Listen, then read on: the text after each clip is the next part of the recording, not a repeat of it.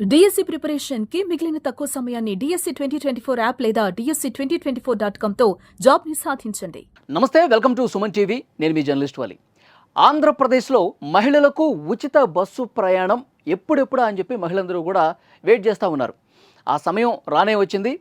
ముఖ్యమంత్రి చంద్రబాబు నాయుడు గారు చాలా క్లారిటీగా అధికారికంగా ఆ తేదీని కూడా ప్రకటించేశారు. ఆంధ్రప్రదేశ్ గవర్నమెంట్ సూపర్ 6 హామీలని వడివడిగా అమలు చేస్తోంది. ఇప్పటికే పెన్షన్ 1000 రూపాయలు పెంచుతూ 4000 చేసింది. కూటమి ప్రభుత్వం వచ్చిన దగ్గర నుంచి కూడా 4000 పెన్షన్ అనేది అందిస్తున్నారు. ఆ తర్వాత సంవత్సరానికి ఉచితంగా 3 గ్యాస్ సిలిండర్ పథకం కూడా అమలవుతుంది.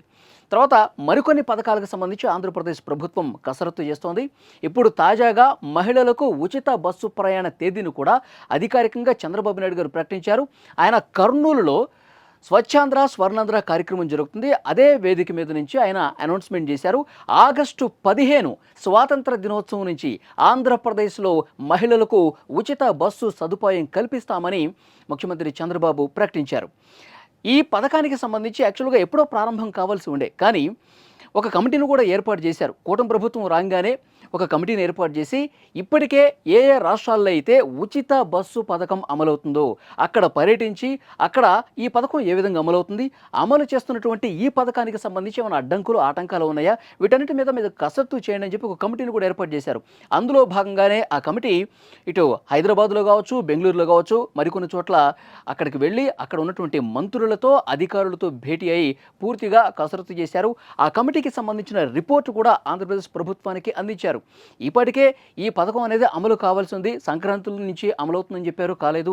ఉగాది నుంచి ప్రారంభమవుతుందని చెప్పారు, కాలేదు. కానీ ఇప్పుడు మాత్రం ఒక క్లారిటీ అయితే వచ్చేసింది. ముఖ్యమంత్రి చంద్రబాబు నాయుడు గారు కర్నూలులో చాలా స్పష్టంగా ప్రకటన చేశారు.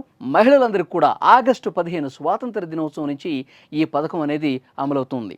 ఇప్పటికే ప్రతిపక్షాల నుంచి విమర్శలు వస్తూ ఉన్నాయి. సూపర్ 6 హామీలు ఎప్పుడు అమలవుతాయి, సూపర్ 6 హామీలు అసలు అమలు చేయట్లేదు, అలవి కాని హామీలు కూటమి ప్రభుత్వం ఇచ్చింది అని చెప్పి విమర్శలు చేస్తున్న పరిస్థితి మనం చూసాం. ఇప్పుడు ఒకదాని తర్వాత ఒకటి ఒక్కొక్కటిగా అమలు చేస్తూ వస్తున్నారు. ముఖ్యంగా సూపర్ 6 హామీల్లో ప్రముఖమైనది తల్లికి వందనం. దీనికి కూడా ఒక డేట్ ఫిక్స్ చేశారు. అలాగే అన్నదాత సుఖీభవ, దీనికి సంబంధించి కూడా ఒక డేటు అనుకుంటున్నట్టుగా తెలుస్తుంది. జూన్ 12వ తారీఖు కూటమి ప్రభుత్వం ఏర్పడి సంవత్సరం అవుతుంది. జూన్ 12కి అదే రోజున అన్నదాత సుఖీభవ అలాగే తల్లికి వందనం, స్కూల్ వెళ్లే ప్రతి విద్యార్థికి 15,000 రూపాయలు, ప్రతి రైతు కూడా పెట్టుబడి సాయం కింద 20,000 రూపాయలు.